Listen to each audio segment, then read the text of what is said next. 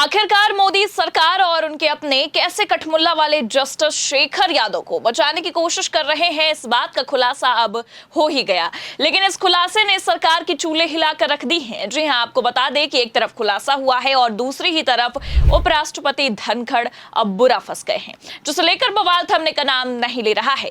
नमस्कार, आप देखना शुरू कर चुके हैं 4 PM न्यूज नेटवर्क और मैं हूं आपके साथ प्रगति ठाकुर। खबरें तो वैसे भी पहले निकलकर ये सामने आ गई थी कि जज शेखर यादव को बचाने के लिए मोदी सरकार अपना पूरा का पूरा सिस्टम लगा देगी, लेकिन उपराष्ट्रपति संवैधानिक पद तक की गरिमा को ठेस पहुंचाएंगे, इसकी तो कभी किसी ने कल्पना तक नहीं की होगी। लेकिन अब ऐसा होता नजर आ रहा है। एक तरफ सुप्रीम कोर्ट को धमकी मिली है और दूसरी तरफ एक्शन हुआ है, और एक्शन होते ही मोदी सरकार घुटनों पर आती नजर आ रही है, जिसे लेकर बवाल थमने का नाम नहीं ले रहा है। तो फिलहाल कैसे धनखड़ ने सुप्रीम कोर्ट को ही धमकाकर अपने ही पैर पर कुल्हाड़ी मारी है, आपको आगे खबर में बताएंगे। और क्या तगड़ा एक्शन हुआ है जिससे अब खुद मोदी सरकार घुटनों पर आ गई है, उस पर भी आएंगे। लेकिन खबर में सबसे पहले आपको वरिष्ठ वकील का वो खुलासा बताते हैं जिसने सभापति महोदय जगदीप धनखड़ की चूल्हे हिलाकर रख दी है। देखिए खबर अमर उजाला की, इसमें लिखा भी है, जस्टिस यादव मामले में सिब्बल के सवाल पूछा, धनखड़ ने महाभियोग प्रस्ताव पर क्यों नहीं की कार्रवाई। तो दरअसल आपको बता दें कि जहां एक तरफ जज शेखर को खुद सरकार ही बचाने की पूरी कोशिश कर रही है, सरकार खुद ही सुप्रीम कोर्ट पर दबाव भी बना रही है और इस केस से किनारा करने को कह रही है, वहीं दूसरी तरफ कैश कांड वाले जज वर्मा के खिलाफ खुद सरकार महाभियोग प्रस्ताव भी ला रही है, जिसे लेकर आप देख सकते हैं कि सिब्बल भड़के हैं। उनका यह मानना है कि एक जैसे विवादित मामलों में दो तरह का व्यवहार आखिर क्यों कर रही है सरकार। देखिए आगे खबर में बताया भी गया है। मुसलमानों के खिलाफ आपत्तिजनक टिप्पणी मामले में इलाहाबाद हाईकोर्ट के जस्टिस शेखर यादव के खिलाफ महाभियोग प्रस्ताव को लेकर राज्यसभा सदस्य कपिल सिब्बल ने सवाल उठाए हैं। उन्होंने कहा कि मामले में राज्यसभा के सभापति जगदीप धनखड़ ने महाभियोग प्रस्ताव लाने के नोटिस पर कोई कार्रवाई क्यों नहीं की। ऐसा लगता है कि सरकार न्यायाधीश को बचाने की पूरी कोशिश कर रही है। जस्टिस की टिप्पणी पूरी तरह से सांप्रदायिक थी। तो जैसा कि आप जानते हैं कि जस्टिस शेखर यादव ने मुसलमानों को लेकर विवादित बयान दिया था, और इतना ही नहीं बल्कि ये भी कहा था कि ये देश अल्पसंख्यकों के हिसाब से नहीं बल्कि बहुसंख्यकों के हिसाब से चलेगा। लेकिन इन सब के बावजूद पहले तो खुद जगदीप धनखड़ ने सदन में जस्टिस शेखर के खिलाफ लाए गए महाभियोग तक को पारित नहीं होने दिया, और अब तो खुद राज्यसभा से चिट्ठी तक आई है जिसमें यह कहा गया है कि सुप्रीम कोर्ट इस मामले पर कार्रवाई करने से किनारा कर ले, जिसे लेकर ही सुप्रीम कोर्ट के वरिष्ठ वकील कपिल सिब्बल ने सरकार के साथ साथ राज्यसभा के सभापति तक को निशाने पर लिया है। देखिए आगे खबर में लिखा है, सिब्बल ने इस मामले पर कहा कि पूरी घटना में भेदभाव की बू आती है, क्योंकि एक ओर तो राज्यसभा के महासचिव ने भारत के प्रधान न्यायाधीश को पत्र लिखकर कहा कि वे यादव के खिलाफ आंतरिक जांच ना करें क्योंकि उनके खिलाफ उच्च सदन में एक याचिका लंबित है, मगर न्यायमूर्ति यशवंत वर्मा के मामले में ऐसा नहीं किया गया। ये बहुत दुर्भाग्यपूर्ण है। जब संवैधानिक पद पर बैठा व्यक्ति 6 महीने में संवैधानिक दायित्वों को पूरा नहीं करता तो सवाल उठना लाजमी है। तो दरअसल आपको बता दें कि 13 दिसंबर 2024 को ही राज्यसभा के सभापति को महाभियोग प्रस्ताव का नोटिस दिया गया था। इस पर विपक्ष के 55 सांसदों के हस्ताक्षर भी थे, लेकिन इस मामले को 6 महीने बीत गए पर अब तक कोई कदम नहीं उठाया गया है। बल्कि ये तो आप भी जानते हैं कि शेखर यादव के बयान को लेकर कितना ज्यादा विवाद हुआ था, किस तरह से इस मामले ने देश के न्यायाधीशों पर और न्यायपालिका पर सवाल तक खड़े किए थे, उन्हें ही कटघरे में लाकर खड़ा किया था। लेकिन उसके बावजूद भी ये साफ दिखाई दे रहा है कि सरकार जस्टिस को बचाने में लगी हुई है, और कहीं ना कहीं सरकार ही जस्टिस का पूरा समर्थन भी कर रही है। सीएम योगी आदित्यनाथ से लेकर राज्यसभा के सभापति जगदीप धनखड़ तक ने अपने इस बयान से एक साफ कर दिया है कि कठमुल्ला वाले जस्टिस को सरकारी संरक्षण तो पूरा दिया जा रहा है। पहले आप खुद योगी आदित्यनाथ का बयान सुनिए।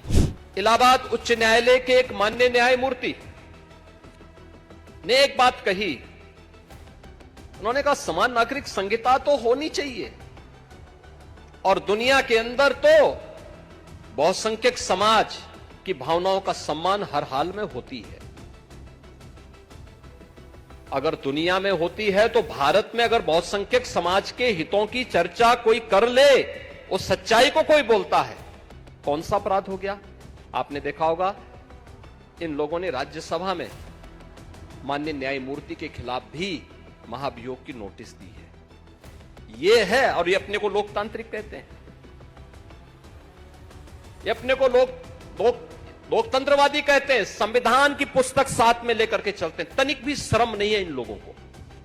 तो सुना आपने, खुद बीजेपी के नेता उत्तर प्रदेश के मुख्यमंत्री योगी आदित्यनाथ जस्टिस के बयान का समर्थन कर रहे हैं और कह रहे हैं कि ये बिल्कुल सही है। तो एक तरफ समर्थन किया जा रहा है, संरक्षण तक दिया जा रहा है, और दूसरी तरफ आपको बता दें कि सुप्रीम कोर्ट पर ही इस मामले से किनारा करने के लिए दबाव बनाया जा रहा है। किस तरह से दबाव बनाया गया है आगे आपको खबर में बताएंगे, लेकिन सबसे पहले आपको ये बता दें कि आखिरकार ये क्यों साफ इशारा हो रहा है कि जगदीप धनखड़ जस्टिस शेखर यादव को बचाने की कोशिश कर रहे हैं। खबर देखिए आप टीवी 9 की, इसमें लिखा है जस्टिस यादव को पद से हटाने का मामला संसद के पास, राज्यसभा के सभापति जगदीप धनखड़ ने क्या कहा। आगे लिखा है, सभापति धनखड़ ने राज्यसभा के सांसदों को संबोधित करते हुए कहा कि माननीय सदस्यगण, मुझे 13 दिसंबर 2024 का एक नोटिस मिला जिसमें राज्यसभा के 55 सदस्यों के हस्ताक्षर हैं। इस नोटिस में संविधान के अनुच्छेद 124(4) के तहत इलाहाबाद उच्च न्यायालय के न्यायमूर्ति शेखर यादव को पद से हटाने की मांग की गई। इस विषय पर संवैधानिक अधिकार क्षेत्र राज्यसभा के अध्यक्ष के पास है और किसी परिस्थिति में संसद और माननीय राष्ट्रपति के पास होगा। उपलब्ध सार्वजनिक जानकारी को ध्यान में रखते हुए ये उचित होगा कि राज्यसभा के महासचिव इस सूचना को सुप्रीम कोर्ट के महासचिव के साथ ही साझा करें। तो खबर ये पहले ही निकलकर सामने आ गई थी, जिसमें साफ कहा गया कि जो महाभियोग का नोटिस सभापति तक पहुंचा है उस पर कार्रवाई करने का अधिकार संसद और राष्ट्रपति को है। और अब खबर यह निकलकर सामने आती है कि बकायदा राज्यसभा से सुप्रीम कोर्ट के लिए चिट्ठी तक भेजी गई है। देखिए खबर हमारे पास मौजूद है, इसमें बताया गया है, भारत बहुसंख्यकों की इच्छा के अनुसार चलेगा, बयान देने वाले जज के खिलाफ नहीं चलेगी जांच, राज्यसभा से चिट्ठी मिलने के बाद सुप्रीम कोर्ट का किनारा।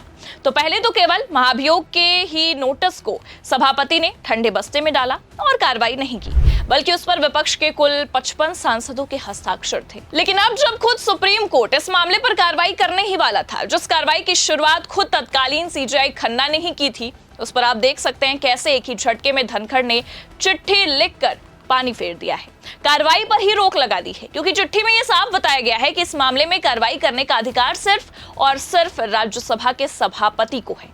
इसके बाद ये मामला संसद और राष्ट्रपति के पास ही जाएगा। तो मतलब साफ शब्दों में अगर कहे तो आखिरकार धनखड़ जो चाहते थे वही हुआ।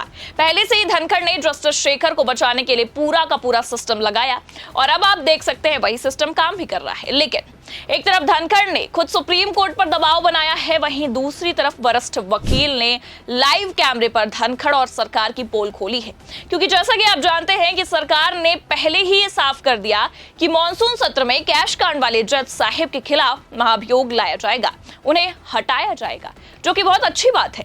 लेकिन एक तरफ एक्शन खुद सरकार कर रही है और दूसरी तरफ आप देख सकते हैं जस्टिस शेखर को बचा रही है, जो ये साफ इशारा कर रहा है कि कहीं ना कहीं दाल में कुछ काला नहीं बल्कि पूरी दाल ही काली है।